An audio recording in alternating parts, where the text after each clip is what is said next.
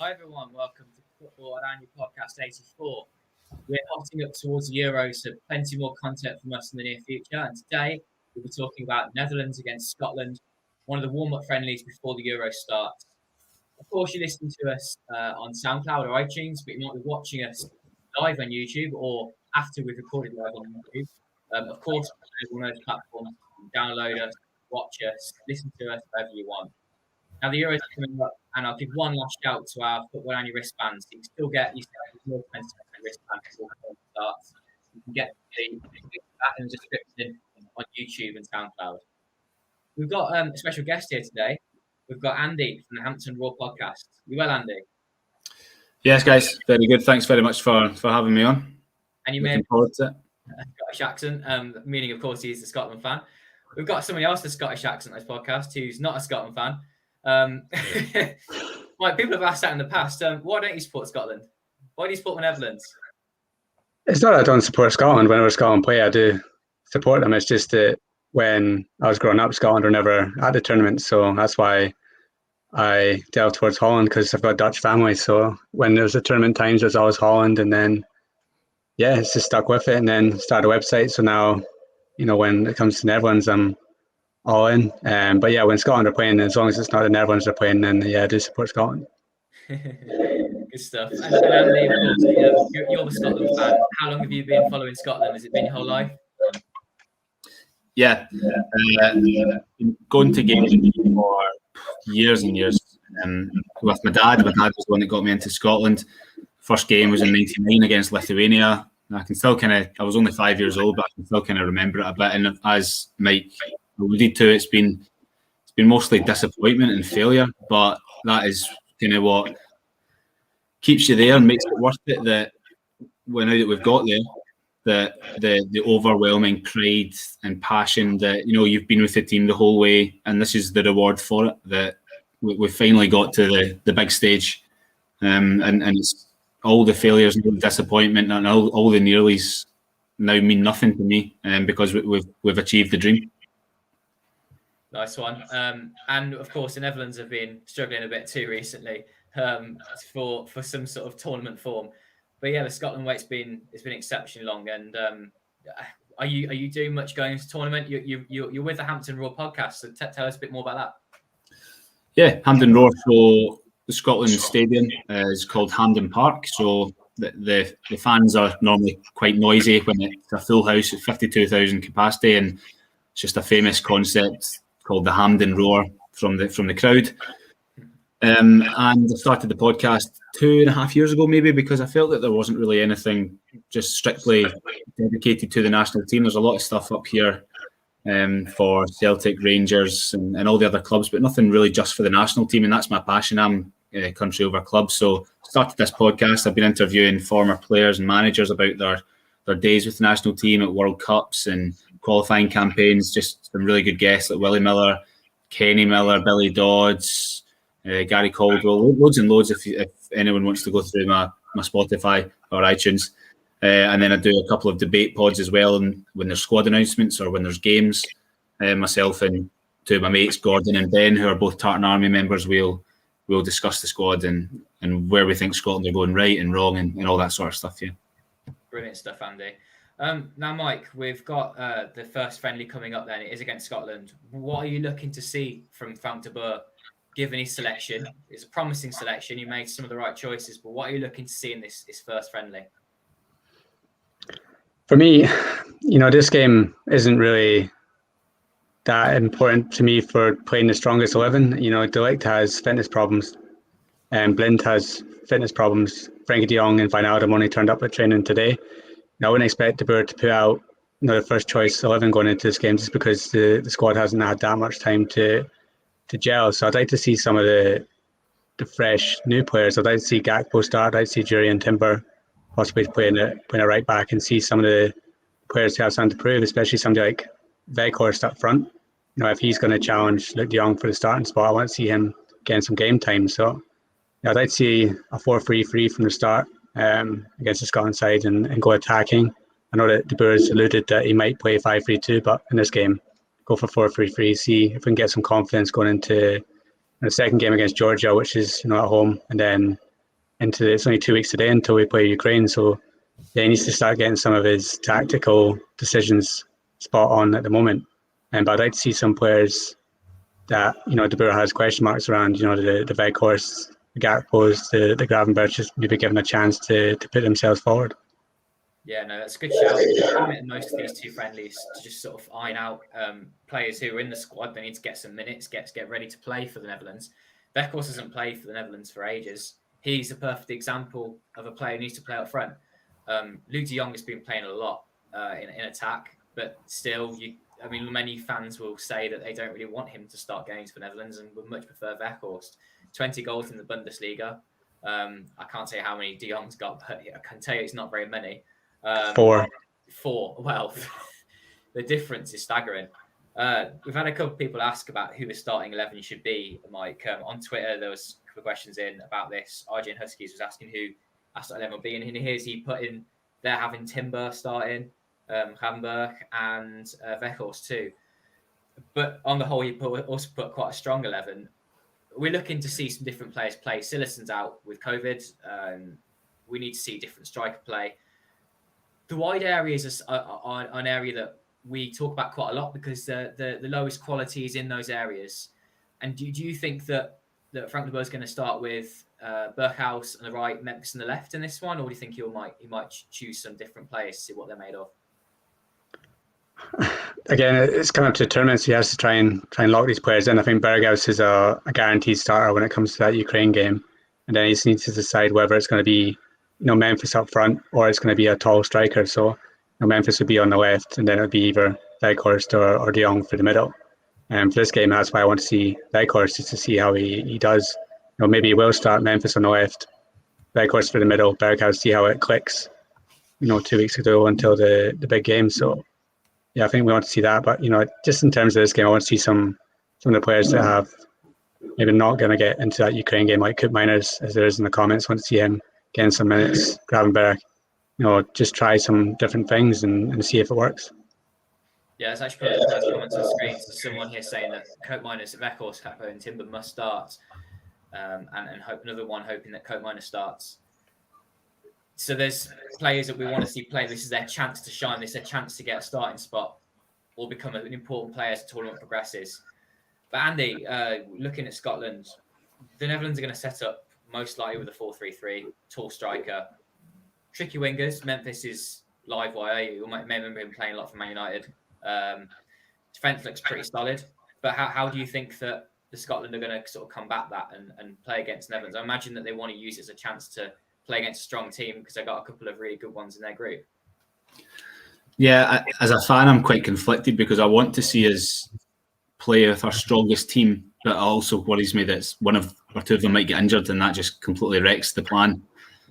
Scotland have been playing with a 3-5-2 or a 3-4-3, depending on how you look at it. So the wingers, it would maybe concern me because our right back, Stephen O'Donnell, is a pretty solid player. He came along at a good time for the national team. He plays for Motherwell in the Scottish Premiership. He played under Steve Clarke at Kilmarnock for a few years, so they've got a good relationship. And he's fairly solid. And we were struggling for right backs when he was available, and he's earned the jersey. He's never really let us down, but he's not a fast player. He's really good at getting up and pressing. In fact, our goal against the Czech Republic in the Nations League and also our goal against Serbia in the playoff both came from O'Donnell winning the ball high up the park. He plays as a right wing back, not the right of the three centre halves, and he's good at that. But I think that he could be shown up by an absolutely rapid winger. If O'Donnell's caught out of position, he'll need to be focused completely. Andy Robertson on the other side, I've never felt that the left wing back particularly suits him. I think he's best as a left back of a 4 rather than pushed out at left wing back of a 5, I suppose, if you put it that way. So I suppose his positioning is vital as well. The three centre halves would be Tierney, Hanley, and probably Jack Hendry, who's played in Belgium for Ostende this season. He's actually had some really good reviews over there. He was named Defender of the Year in the Jubilee. So yeah, that should be that. And up front, we'll have a big striker as well with Lyndon Dykes, who's come into some form with QPR.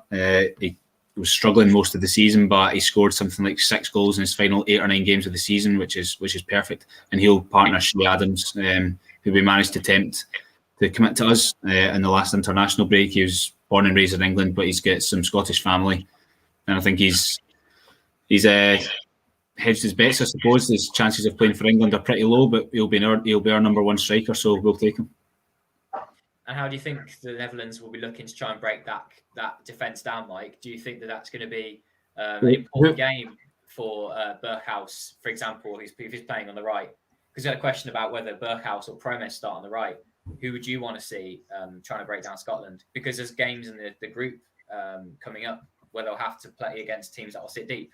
North Macedonia, Austria, definitely will be defensive. Yeah, Scotland are a team that certainly will absorb pressure and look to hit on the counter. Steve Clarke did that with his Kilmarnock team, and we had pace going forward at Kilmarnock. I'm a Kilmarnock supporter, so it's kind of best of both for me. But the two wingers that you're talking about there, I've seen Promes play. I'm not familiar with Berghuis. He's not a player that I've not sat down and watched much Eredivisie football at all, really, just highlights now and again on YouTube. So I think that any pacey player on the right, whoever plays on the left side for Belgium, for Netherlands, is what you would be targeting, because on the right side of the park for Holland, you'll be coming up against Robertson and Tierney. And Tierney, in my opinion, is our best player. He can get forward from left centre half, and he can cover Andy Robertson with his eyes shut. I think he's absolutely world class.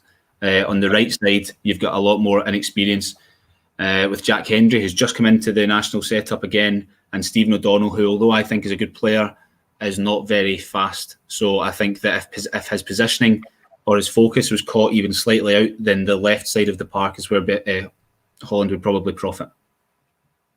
And what do you think, Mike, looking to try and break Scotland down? Yeah, I think what Andy said is right. I think it's going to be a tale of two sides, whereas Scotland are so strong on the left.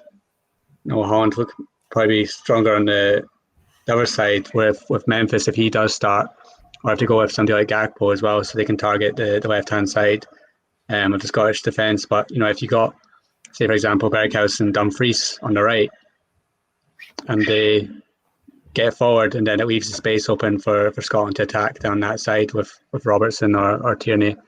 So for me, it'd be, if they're going to play Veghorst, what they've got to do is get the crosses in the box, which we've not really seen with when they play Luke de Jong. It seemed to be a bit of frustration that they seem to always pass it around the box, and Memphis usually cuts inside and shoots, or Berghuis cuts inside and shoots. If they play Veghorst, I'd look to try and get the ball into the box and challenge these Scottish defenders. So if Tierney's playing in the middle, I know he's really, really, really good, but he's probably not the tallest. You could say the same way with Daley Blind if Daley Blind's playing in the centre of the park. But you've got somebody like Veghorst who's nearing 6'5", whatever he is. You've got to get crosses in and try and challenge him in the box. So that's the way that I would try and combat it. It's a funny thing of Veghorst if he's that tall, because Scotland brought in Grant Hanley in the recent international break again to the fold to play in the middle of the three at the back, and his job, and he's the only dominating centre half. The other two next to him, Tierney and probably Jack Hendry, are guys that are really composed with the ball at their feet. They can see up the pitch. They're accurate with their passes forward. They're not there to batter through the striker. That's Grant Hanley's job, and I think he's pretty good. He's captained Norwich to the Championship title in England this season, but he was given a really hard game against Austria in the qualifiers just a few months ago. The big Stuttgart striker for them, Kaladzic, scored twice for Austria at Hampden when he was up against Grant Hanley. He was just a big 6'7" brute up front, and Grant Hanley's job is to stop him from getting the ball. And I've seen Scotland struggle with big strikers before. I admit the one that always sticks out for me was when to be fair, Steve Clarke was still trying to get to grips with the job at this point, but we played Russia away from home, and Artem Zhuba, oh my God, he ran riot against our defence. It was somehow he was able to occupy all four of our defenders at once, and it was crazy. And a big striker scares me a wee bit for Scotland, and that's why I was so happy when Lyndon Dykes came along for us, because he's of a similar mindset. He's not at that level, but he's similar attributes, and I would love to see someone like that for Scotland. So if you're saying that Holland have got a big striker that you think could put a bit of pressure on our defence, then that would be concerning, because I think someone who's maybe smaller, more diminutive, and a poacher, I would back us to take care of him more. But then again, we did okay against Mitrovic in the playoffs when we had Serbia. So it can come swings and roundabouts. It's funny you say that about the tall striker. We don't really want Luke de Jong to start matches for Netherlands, but it feels like he is going into the tournament. And I think, to answer a question we had on Twitter from Abdul, whether we go Luke de Jong or Weghorst, I think it better be de Jong, just because he is more threatening in the air than Weghorst is. Weghorst is tall, but not necessarily an aerial threat, I wouldn't personally say. De Jong is more threatening in the air. Maybe he'll cause some problems. He scored 3 goals in 3 games over the last international break, but it sounds good. They're all like flicks and random goals that were sort of kicked in off him and that kind of thing. So, who would you rather see start, Mike? Well, I want to see Weghorst, just because we've not seen him and he's got that point to prove. So, as you said, when Luke de Jong started the last 3 games, it was just the ball hit him and went in. It wasn't like him doing anything spectacular to score the goals. He had one close range tap in, I think, against Gibraltar or Latvia, whichever one it was. So in close range, and then one against Turkey just sort of hit his foot and went in, sort of thing. But I think Weghorst, if he is tall and he is strong, what he can do is also link the play. So if he's flicking the ball on, if he's on Grant Hanley flicking it on to somebody like David Klaassen who's running into the box, and that partnership could work really well. I think he's better with his feet than Luke de Jong is. Luke de Jong, he's a header of the ball. He's probably one of the best strikers in Europe for if the ball's in the air.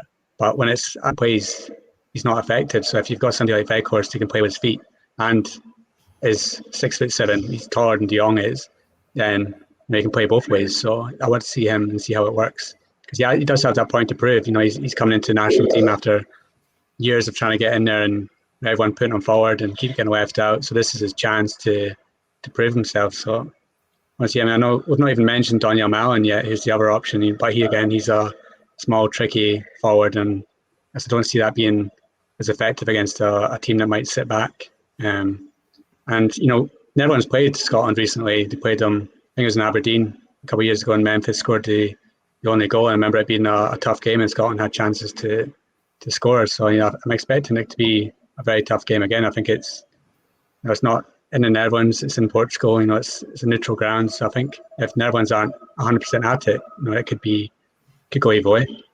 Yeah, Scotland will be saving their best for when they play, England and Croatia in their group matches. But just a quick look at some of the comments. Arnold Manju would love to see Weghorst get started as a striker. So Weghorst again very popular amongst fans to start. Again, another 3 players there. This Dutch football fan saying he doesn't get wild cards. He wasn't selected into the squad. We can talk about more a bit later on. I think as well, I might have liked to have seen our guys he picked in the squad. But on the topic of an Aston Villa player, I'm an Aston Villa fan. I like talking about Aston Villa when I can on the Dutch Football Podcast. What will Scotland midfield look like? Matine asks. So I imagine he's the best person to ask for this one. Again, McTominay and Gilmore, or Armstrong start? Just from my point of view, McGinn has stepped up towards the end of the season for Villa, and I'm really, really pleased to see him play for Scotland. And I think he'll be one of the biggest problems for the Netherlands to deal with. So physical. Yeah, McGinn is arguable. I know I said earlier that Tierney is our best player, but I think that McGinn could be our most important if differentiate the two. His contribution from midfield is phenomenal. In fact, I read a stat that since Steve Clarke took charge of the national team 2 years ago, only one international player in Europe has scored more goals at international level than John McGinn. I think he's got 10 since Steve Clarke took charge 2 years ago. I can't remember who it is that scored more. I think it might be Immobile at Italy, but I'm not sure. So that's just frightening, really, for an attacking mid for a team like Scotland, who are a team that don't have the ball all the time. I think that he will start. He's one of the first names on the team sheet. Don't think Armstrong starts for Scotland. I really love him because I think he's unique for Scotland. We don't have another player like him that can pick up the ball in midfield and drive to break the lines of defence and midfield of the opposition. I really like him. But I think he's someone that we bring on when we need to swing the game in our favour. Next week, against against Holland. I'm not sure McTominay will start. I think he starts in our strongest team and he will start against the Czech Republic. I wonder if he'll be given a little rest because he's had the Europa League final as well. Gilmour, I know he didn't play against Man City last night, but again, he's had a week away with his club team. I wonder if he'll be given a bit more time just to recuperate. Part of me also thinks, though, that if McTominay is going to be given a rest, the natural replacement for him would probably be Gilmour. So he might partner Gilmour with Cal McGregor of Celtic, or maybe John Fleck of Sheffield United, just to kind of try and get a few other combinations familiar with each other. I think that Clark's first choice midfield for the Euros will be the two deeper midfielders of McTominay and Cal McGregor, and then John McGinn just in front. And then he'll probably have Shea Adams and Lyndon Dykes, or maybe Ryan Fraser, up top together.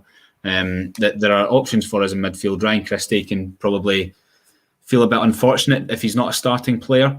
Stuart Armstrong is someone who, again, has a claim for a start, but we've just got a lot of competition. And in the attacking position, John McGinn has more than earned the jersey and doesn't look like giving it up anytime soon. He is the attacking mid for Scotland. And in the deeper position, it'll be McTominay, and I would imagine Callum McGregor. I don't think that Billy Gilmour will get thrown in just at the start of the Euros, although it really excites me the prospect of McTominay and Gilmour being Scotland's midfield pairing for the next 8 to 10 years. And McGinn has been immense for Villa too when he's been pushed forward to a more offensive position. On that topic, I'm wondering how will Scotland how do you think they'll deal with a player such as Frank de Jong? Arguably, the Netherlands' highest quality player. Where does he sit for Holland? Yeah, so he'll be the deepest midfielder, most likely in midfield 3, and he will just pull the strings, play the ball between the lines. Fantastic, world-class player. How can Scotland deal with that? I think they would probably encourage McGinn just to get in his face as quickly as possible, not give him any space, a second in the ball. I know that players like de Jong, they know what they're going to do with the ball before it arrives at their feet, so you need to be there to cut off the channel or the avenue to intercept the pass. If John McGinn, if the ball's on its way to Frankie de Jong and he is anticipating, okay, de Jong's going to try and turn this round the corner for Depay, McGinn needs to get his foot in to intercept the pass, that sort of thing. So just be on the player constantly, maybe not a man marking job, but you need to be in his sphere the whole time. I don't think that McTominay would go far enough forward to do that job, and I don't think that's Callum McGregor's game. Whereas I think McGinn has got the strength, the aggression, he's got the body. Michael, you'll have seen him at Villa. He's got, his bum is huge. He can get his body in the way. Like, he can stand in and players just kind of bounce off him. He's a small guy, John McGinn, but he's strong. So I would say that of Scotland's midfield 3, it would probably be John McGinn's job to try and stop the threat of Frenkie de Jong.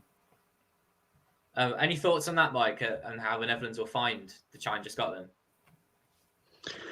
Yeah, I mean, for me, I'm terrified of it. Frankie de Jong getting injured in the next 2 games. I wouldn't even let him anywhere near the Scotland side. But I'd wrap him up in cotton wool all day long for the next 2 games and let him just roam free at the actual tournament. But yeah, I think that if you're going to go with if Scotland's midfield, it is talented. It's probably the best Scotland midfield I remember in a long time. So I think if you're going to go up against that, you've got somebody like Wijnaldum who can hold on the ball. You say that McGinn's great at shielding it, so is Wijnaldum. That's what he is very strong at, is shielding the ball. So something like him in there. And I'd like to see you put in Koop Meiners as well. Just give him a run up. Let him play the Frankie role. He'll pick it up deep and then spray the passes forward. If you've got somebody like Weghorst who's going to be far up the pitch with, say, a speedy striker around him, that's perfect for Koop Meiners just to launch the ball forward, find Weghorst, play off to somebody else, and then a partnership could really work. But yeah, I wouldn't play Frankie de Jong from the start. Maybe bring him on in the second half. Let Koop Meiners have a run out, prove himself, and combat Scotland's midfield with maybe a Wijnaldum and then David Klaassen. Just 3 hard-working midfielders who like to run about would be my answer. we've got a problem in that our most defensively minded midfielder is injured. Ryan Jack plays for Rangers, tremendous defensive midfielder, and he's not really interested in attacking. He just wants to win the ball and stop the other team from getting forward. I think it's his groin. I think he's an operation on, and he won't make it. And although Billy Gilmore and Scott McTominay are midfielders that will sit a bit deeper, not every inch of their brain is defensive like Ryan Jack. So they like to create as well. They like to kind of go. McTominay likes to go box to box, whereas Ryan Jack, all that's in his head is stop the other team. That's all he wants to do, and he's really good at it. So McTominay, McGregor, John Fleck, and Gilmore, they're our four deepest midfielders. They are all capable of playing in the deeper role, but none of them are anywhere near as good as a screening, battling defensive midfielder as Ryan Jack. It was a big loss for us when he was injured. Yeah, I find it interesting that Mike, you want to go with so many different players in the team, because I think going into this tournament, we need to build up as much chemistry as possible between these players. And I get the idea of giving players a run out, but these two friendlies are to see what the starting 11 can do. That's just my personal opinion. I know that many people in the comments have actually disagreed with me with that, because they've said they want all these other players to start. But it'd be great to see how Coat Miners and Hamber get on against these tough Scottish midfielders. It's something that they wouldn't ever be used to.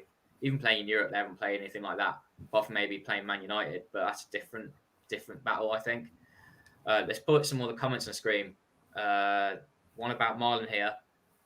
Marlon missing too much to play in a critical match, especially when he starts. Beckhorstman starts. De Boer's finally picked him.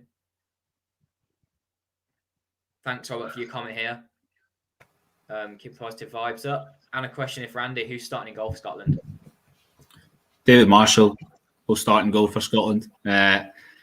He saved Mitrovic's penalty that got us to the Euros. He has probably made a few, I wouldn't say errors, but he's let in a few goals in the last couple of games that he would probably save more often than not. It's not like he's palmed it into the net or anything like that, but you just say, Marshall could have maybe got that. It was one against Israel when we drew 1-1 over there, shot from the edge of the box that he could have got a stronger hand on. And I think it was one against Austria as well, that it was the first goal that you thought of Marshall could probably have done a bit better there. They're not significant errors that warrant him to be dropped because of he's got enough credit in the bank, David Marshall, that he can get away with slight mistake like that. I do agree with the commenter there saying that Craig Gordon has been immense for Hearts this season, and if Steve Clarke did decide to replace David Marshall with Craig Gordon, that doesn't worry me at all, because I trust Gordon. I think he's an excellent goalkeeper. But I think that it would be unfair and very harsh to take the gloves away from David Marshall and give them to someone else. Yeah, that's fair. And one from Timon about Mitchell Bucker, left back for Netherlands. Was he not a name being discussed for it? Vision up for grabs. It's looking like it'll be Owen Wijndal starting at left back. The RZ player. He's played every single minute in the Eredivisie this season. Only one of two players to do that, and he deserves his starting spot. And I think he will be the main left back throughout the tournament. Which I think if you said that to me a year ago, I'd have been quite surprised. And it's really good to see him in that position. Mike, a question came in on Twitter, and it was from Craig saying, if you could replace one member of the squad with someone, what swap would you make? And someone already put in the comments about El Ghazi already here. And that'll be my one. I think I put El Ghazi in for Promes. How about you? Yeah, I think if you were going to look at the squad and pick out one that maybe shouldn't be there, you'd say Promise, and then switch him in for either El Ghazi or Bergwijn. The other one I'd look at is Van Aanholt. He's got Daley Blind who can play left back. He's got Nathan Ake who can slot in at left back, but he's only chosen Wijndal. Well, he's chosen Wijndal and Van Aanholt, whereas he's only picked Dumfries as the out-and-out right back. So he's thinking that Timber and Veltman can then slot in there if they're needed. So if I was to make one swap, it would be probably switch out Van Aanholt and put in Karsdorp. Just have a bit of variation on the right, especially if he goes 5-3-2. I think somebody like Karsdorp, what he's doing for Roma this season's been excellent, so I think he would have deserved it a bit more than Van Aanholt, who's, as far as I'm aware, he's a bench player at Crystal Palace now, so he doesn't even start for them. So yeah, for me, I think Van Aanholt's not really going to play at the tournament. It's going to be Wijndal or it's going to be Daley Blind, so I don't really see what point is in playing him or taking him with the squad, whereas you could have had a Karsdorp if Dumfries was not having a good game, just chuck Karsdorp in there. But yeah, promise for El Ghazi or Bergwijn or taking out Van Aanholt for Karsdorp would be my decisions. That's fair enough. And a general broad question that I want everyone to get involved in who's watching live. And if you're not watching this live, do leave a comment on YouTube. Let us know what you're thinking. Big question. What stage do you think that the Netherlands will reach in Euro 2020 with De Boer? I think that's a little thing that with De Boer as coach, not anybody else, not Ronald Koeman, De Boer. That came on Twitter, and that's quite a big one. What do you think, Mike? And if you're watching live, let us know right now. What do you think? How far do you think the Netherlands will get? I mean, if you asked me after the last round of games, I would have said quarterfinals at the most. But now that the tournament's getting closer and closer, the squad I'm happy with. You know, my brain's saying, you know, it could be semi-finals, and then you never know. So right now, I'm going to say be a bit more optimistic than the quarterfinals and say the semis. And then if you're playing against somebody in the semis, it's always going to be a tight game. You never know what could happen if it goes to penalties or there's a sneaky goal. I think on their day, Netherlands can beat anyone in this tournament, but they don't usually play it on their day when De Boer's in charge. So yeah, so I'll go semi-finals at the best. Would that change, Mike, if Van Dijk was fit? Yeah, see, this is the thing. Like, everyone seems to forget how good Van Dijk is because since he's been injured, everyone's like, "Oh, it's not that big a problem," because we've got De Vrij and we've got De Ligt, and it's true. De Vrij is an excellent defender. He's had an excellent season for Inter Milan, but I think everyone's forgetting how crucial Van Dijk has been for Netherlands in recent years, especially looking back at the games against Germany when he scored in the last minute. Just the threat he is from set pieces and how he commands the box. I think that if Van Dijk was in there, I'd be a lot more confident of reaching, say, the final if Van Dijk was there, just because of his leadership and his command of the box. Whereas De Ligt and De Vrij, as they're both world-class centre-backs, but I think Van Dijk's that step up above them. So I would have wanted him in there. But what are the actual expectation levels in the country, given that you haven't been to the last two tournaments? I think for me, everyone wants to see Netherlands do well at this tournament. I think that it's the fresh tournament. First one for De Jong, first one for De Ligt. It's a fresh new squad. People think that, you know, 2 years ago when Koeman was in charge, everyone was saying we're got a chance of winning it. But since De Boer's come in, I think expectations are now lower. I think expectation is quarter-final. I think that's what everyone's saying. I think even De Boer's said that semi-finals is probably the best we can aim for. So I think expectations at the moment in the Netherlands are lower than what it would have been under Koeman if Van Dijk was there. So I think if anything past quarterfinals would be seen as a success in the Netherlands. Interesting. Okay. Yeah, do you know that's the thing. I keep digging into this more and more. And the more I think about it, and more I see the draw that's coming up. I think the Netherlands will be fine in the group they've got. And I think that they'll be fine with the last 16 tie, whoever that is, because it's going to be a third-place team. They'll get past that one. It'll be whoever they get in the last 8. But it doesn't matter, the last 8 or the semi-final. They're going to come up against a big team at a certain point.